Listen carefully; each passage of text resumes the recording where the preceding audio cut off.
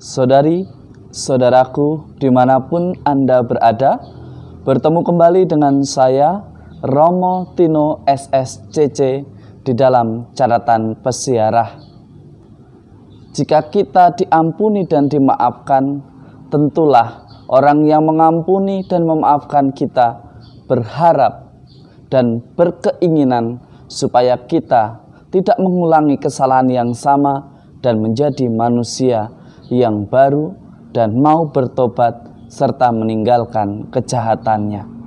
Sebelum kita memulai permenungan dari catatan peziarah, marilah kita membuat tanda kemenangan Kristus dalam nama Bapa dan Putera dan Roh Kudus. Amin. Allah Bapa di surga, kami sungguh berterima kasih dan bersyukur karena Engkau telah berkenan memperbarui perjanjian-Mu dengan kami, dan Engkau pun selalu memberikan kesempatan kepada kami untuk berbalik kepadamu. Kuatkanlah kami agar kami memiliki pendirian yang teguh untuk selalu memperbarui diri kami menjadi lebih baik dan berarti di dalam hidup kami demi kemuliaan-Mu. Demi Kristus pengantara kami. Amin. Saudari-saudaraku, dimanapun Anda berada, bertemu kembali dengan saya, Romo Tino SSCC, di dalam permenungan ini. Saya ingin menyapa kepada saudara sekalian bahwa hidup itu merupakan kesempatan bagi kita untuk selalu berbagi kebaikan, berbagi sukacita. Semoga di hari yang cerah ini, di hari yang membahagiakan ini, ada sukacita di dalam diri kita, karena kita mau berbagi berkat. Berbagi berkat ditunjukkan dari apa? Ditunjukkan dari sikap kita sebagaimana Allah yang selalu memberikan kesempatan, selalu memaafkan dan mengampuni mereka yang bersalah.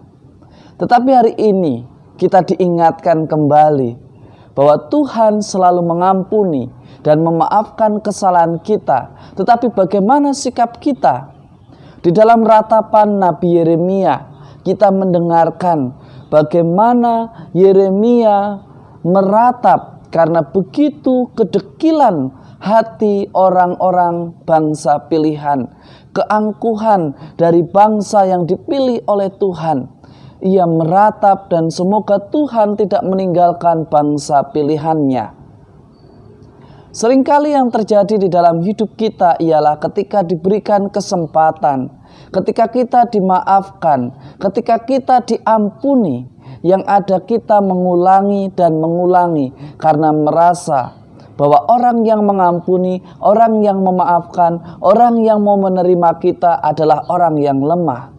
Kita lupa bahwa orang memaafkan kita, Tuhan mengampuni kita karena ada harapan bahwa sesuatu yang sama tidak akan diulang lagi.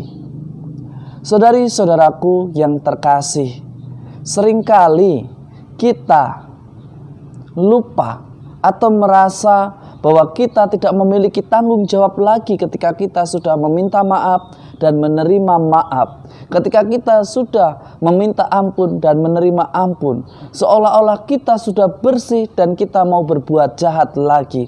Kita mau berbohong lagi, kita menjadi angkuh lagi, kita menjadi tidak peduli lagi.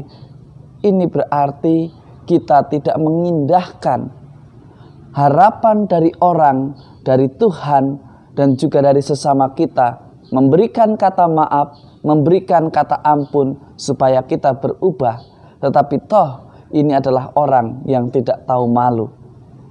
Kita diharapkan bahwa Tuhan akan selalu memperbaharui perjanjiannya, dan harapannya ialah kita selalu melakukan pembaharuan, pertobatan dari hari ke hari secara terus menerus.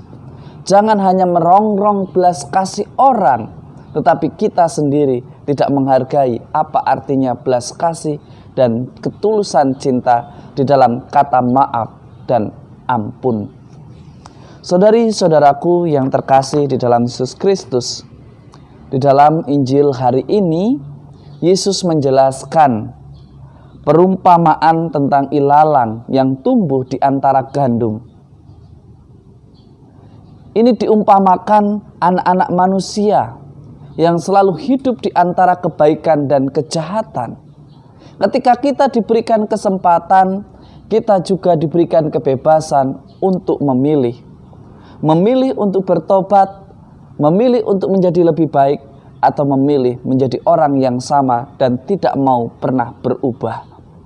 Jika demikian, maka jika kita berlaku sebagai ilalang, maka sudah jelas cita-cita kita ialah dibakar, dibuang, dan yang terdengar adalah kertak gigi, karena di dalam api abadi yang ada adalah penderitaan.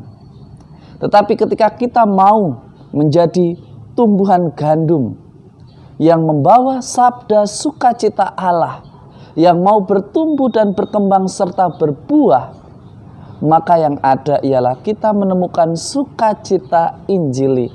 Kita akan menemukan kebahagiaan sejati. Pesan Yesus melalui Injil Matius hari ini dengan tegas dan jelas. Siapa bertelinga, hendaklah ia mendengarkan. Jika kita sudah mendengarkan, aku mengampuni kamu, aku memaafkan kamu, jangan diulangi lagi perbuatan yang tidak baik. Maka usahakanlah rahmat, cinta kasih, atau bentuk cinta, atau pemberian kesempatan dari sesama kita kepada kita untuk memperbaiki diri kita. Jangan kita terlalu nyaman karena merasa orang yang mengampuni, yang memberi maaf adalah orang yang lemah. Berarti kita hanya ingin bertumbuh seperti ilalang yang siap dibakar pada api abadi. Saudari-saudaraku yang terkasih, lebih baik mana? Menjadikan diri kita berkat bagi sesama, ataukah menjadikan diri kita sebagai ancaman karena perbuatan jahat kita? Kita semua bisa, tinggal kita memiliki niat yang kuat. Sekali lagi, maaf dan ampun yang kita terima itu pertanda bahwa orang itu atau Tuhan berharap kepada kita untuk selalu melakukan pembaharuan diri dan perbaikan diri. Semoga hari ini kita pun semakin disadarkan bahwa hidup hanyalah kesempatan untuk selalu memperbaiki diri menjadi lebih baik lagi. Tuhan memberkati kita semua dalam nama Bapa dan Putera dan Roh Kudus. Amin. Saudari-saudaraku dimanapun Anda berada, hidup adalah sebuah kesempatan untuk merangkai makna di dalam persiaran hidup kita. Kita mau merangkai sebagai pelangi yang indah, atau kita menciptakan jurang yang dalam yang memisahkan kita daripadanya, Sang Pencipta kita. Kesempatan mestinya digunakan sebagai kesempatan untuk pertobatan dan perbaikan diri. Dimulai dari hal sederhana. Katakanlah terima kasih jika ada sesamamu yang menolong. Jika kita berbuat salah, minta maaflah dan perbaikilah kesalahanmu. Selamat beraktivitas, Tuhan memberkati kita semua. Dan semoga hari ini kita selalu ada dalam sukacita dan menjadi berkat bagi sesama. Amin.